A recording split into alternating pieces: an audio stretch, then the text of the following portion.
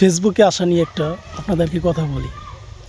আপনারা যারাই ভাবছেন ফেসবুকে নতুন পেজ খুলবেন, কন্টেন্ট ক্রিয়েটর হবেন, খারাপ না ভালো, কিন্তু এখানে টিকে থাকা খুবই কষ্টকর।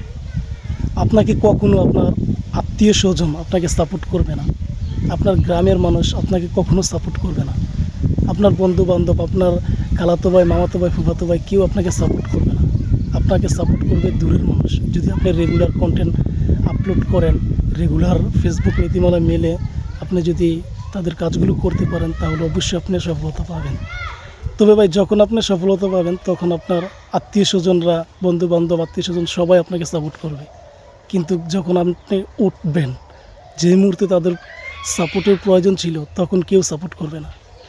তো ভিউয়ার্স, এটা থেকে আমরা শিক্ষা পাই যে আপন মানুষ আসলেই আপনাকে সাপোর্ট করবে না, কিংবা আমাকে সাপোর্ট করবে না। আপনারা দূরের মানুষ আছেন, অবশ্যই আমাকে সাপোর্ট করবেন। আমার এই পেজটি খুবই ছোট্ট, আপনারা যদি সাপোর্ট করেন তাহলে আমার এই পেজটি একদিন ইনশাল্লাহ বড় হবে। তো আমরা আপনাকে সাপোর্ট করতে চাই। তবে আপনি যদি একটা কমেন্ট করেন, আপনার এই কমেন্ট ধরে আপনার আইডিতে আমি যেতে চাই, ইনশাল্লাহ আমি আপনাকে সাপোর্ট করব।